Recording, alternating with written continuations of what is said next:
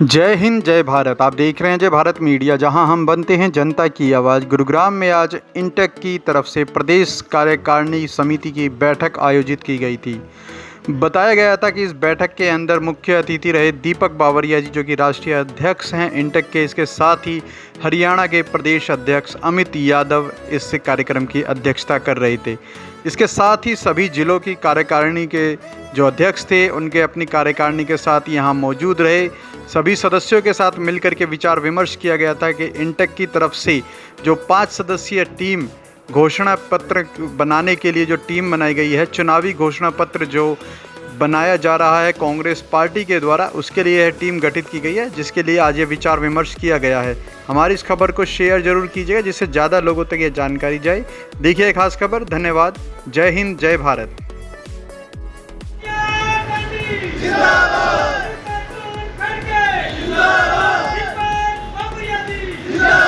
Manifesto के लिए हमने कामदारों के साथ ये संवाद रखा था। हरियाणा में जो परिस्थिति है, ये 10 साल में बीजेपी की सरकार ने यहाँ के कामदारों का जितना शोषण किया है, किसानों का जितना शोषण किया है, मैं समझ रहा हूँ पूरे देश में और कोई जगह नहीं हुआ होगा। और दिन प्रतिदिन नई फैक्ट्री लाते हैं, उसके लिए करोड़ों रुपया का जो है बजट बनाते हैं, मगर उसमें काम करने वाले कामदारों के लिए न तो कोई सुविधा है, न कोई आवास की व्यवस्था है, न कोई शिक्षा की व्यवस्था है, न कोई आरोग्य की व्यवस्था है, न कोई ट्रांसपोर्ट की व्यवस्था है। ये सभी चीज़ों के पर एक दुर्लक्ष्य रखा जाता है और उसकी वजह से Haryana is now getting converted into a slum state. किस तरह के आज निर्देश देंगे तमाम साथियों को, तमाम कार्यकर्ताओं को? मैंने तमाम साथियों को कहा है कि आप अपने सुझाव रखिए जहाँ जहाँ आपको मुश्किल होती है, और उसको जो है मैनिफेस्टो कमेटी के सामने रखिए। उसमें से जो जो पॉसिबल है उसको मैनिफेस्टो में समाविष्ट किया जाएगा। कांग्रेस की सरकार बनेगी तो उसको लागू किया जाएगा, मगर कांग्रेस की सरकार बनाने के लिए भी सभी लोगों को अपनी पूरी ताकत झोंकनी पड़ेगी। मैंने जरूर से अपील की है कि संविधान की सुरक्षा के लिए कई लोगों ने कांग्रेस को वोट दिए, एक नई लोकतांत्रिक व्यवस्था के लिए कई लोगों ने वोट दिए, पूरी लेबर फ्रेटर्निटी ने उसके जो अधिकार समाप्त करके 3 कोड लागू करके उसके लेबर लॉज के अधिकार समाप्त कर दिए गए, उसके लिए भी कांग्रेस को वोट दिए। मगर जो भय है वो अभी भी ऊपर जो है उसकी तलवार लटकी हुई है। ये जो शहर है मानव पक्षी बन गया है, जो संविधान पक्षी बन गया है, वो अभी भी जिंदा है। हरियाणा मांगे हिसाब कांग्रेस ने आंदोलन शुरू किया है। मुख्यमंत्री नायब सिंह सैनी कह रहे हैं कि कांग्रेस पहले अपने 10 साल का कार्यकाल का हिसाब दे। सैनी को तो कुछ समझ ही नहीं है, न तो खट्टर जी को समझ है, अन्यथा जो प्रकार के नतीजे उसको लोकसभा में देखने मिले वो नहीं मिल रहे थे। उसका कहने का कुछ संज्ञान लेने का मतलब नहीं, क्योंकि उनको तो प्रश्नों की भी समझ नहीं है।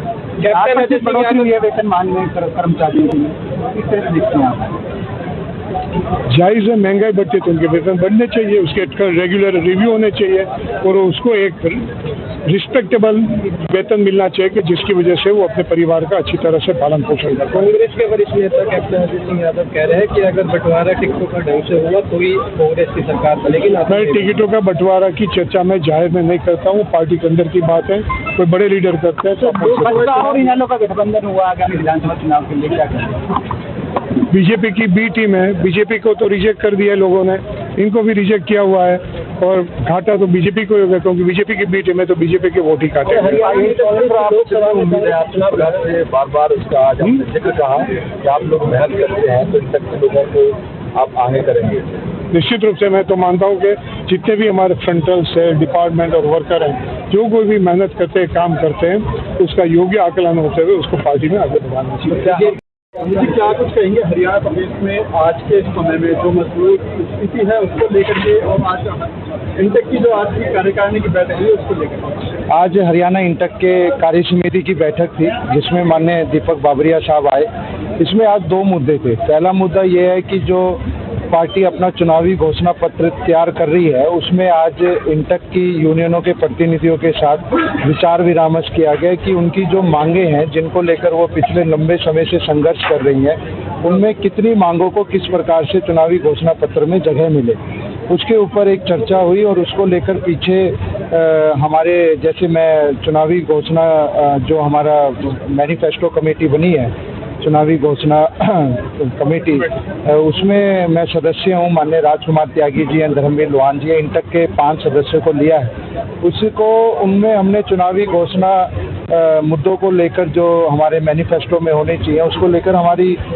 श्रमिक कर्मचारी चौपालों का पहले भी कार्यक्रम किया गया, जिसमें हम विभिन्न प्रकार के कर्मचारी संगठनों के प्रतिनिधि, हमारे उद्योगों में काम कर रही यूनियनों के प्रतिनिधि, आज संगठन हम अपने जो हम चुनावी कल को लेकर जाएंगे अपनी मैनिफेस्टो की, उसको लेकर हम पिछले 1 महीने से तैयारी कर रहे हैं। उसको लेकर एक चर्चा थी। दूसरी, जो यूनियनों के प्रतिनिधि और तमाम ट्रेड यूनियनों का जो पिछले कई वर्षों से संघर्ष चल रहा है, उसको लेकर भी आज यहाँ पर बैठक हुई। और एक 4 अगस्त को एक बड़ा सम्मेलन या बड़ी रैली गुड़गांव में या किसी अन्य जिले में इंटक करने जा रही है, उसको लेकर भी आज सब साथियों के साथ बातचीत हुई कि आने वाले समय में किस जिले में वो सम्मेलन करना चाहिए, जिसमें हम तमाम कर्मचारियों संगठनों के लोगों को, कर्मचारियों को, मजदूरों को, तमाम किसान जो हमारा संगठन है उनको, तमाम लोगों को लेकर एक बड़ी रैली की तैयारी की लेकर आज चर्चा हुई। किस तरह से देखते हैं, मंच पर से आपके उम्मीदवारी की घोषणा की जा रही है कि आप गुरुग्राम में विधानसभा चुनाव लड़ने चाहते हैं? नहीं, चुनावी किसी प्रकार की कोई घोषणा नहीं है। घोषणा ये की है माननीय प्रभारी जी ने कि कोई साथी अगर चुनाव लड़ना चाहता है प्रदेश में किसी भी विधानसभा से, तो वो बूथ पे मजबूत होना चाहिए, उसके बूथ पे अपने लोग होने चाहिए। किसी की प्रकार से किसी की भी कोई भी की घोषणा नहीं हुई है। ये उनका ये कहना था कि अगर यूनियन का कोई नेता कल को चुनाव लड़ने की मन बनाता, पार्टी उसको मौका देता है, तो वो बूथ पे मजबूत होना चाहिए, बूथ पे उसकी कमेटी होनी चाहिए। और उन्होंने ये कहा है कि सब लोगों को कि अगर हम यूनियन के किसी साथी को, इंटक के किसी साथी को या कर्मचारी संगठन का कोई प्रतिनिधि करता है, उस साथी को अगर हम टिकट देते हैं तो आप सब लोग मिलकर उसको जिताने का काम करें। क्या समझा जाए, आप उम्मीदवारी दिखाएंगे अपनी तरफ से? क्या कांग्रेस पार्टी से टिकट लेना चाहिए आप, यदि आप? देखिए, मेरा अपना पहला लक्ष्य है कि मैं ट्रेड यूनियन मूवमेंट मेरी नींव है, मैं उसी मूवमेंट के माध्यम से लोगों की सेवा कर रहा हूं और आगे भी करता रहूंगा। मैं कांग्रेस पार्टी में भी यूथ कांग्रेस का राष्ट्रीय महासचिव रहा हूं, कई प्रदेशों का प्रभारी रहा हूं। पार्टी अगर बुला के कोई जिम्मेदारी देगी तो हम पीछे नहीं हटेंगे, लेकिन हमारी पहली मंशा ये है कि हम अपने संगठन को मजबूत करें, ट्रेड यूनियन आंदोलन को मजबूत रखें।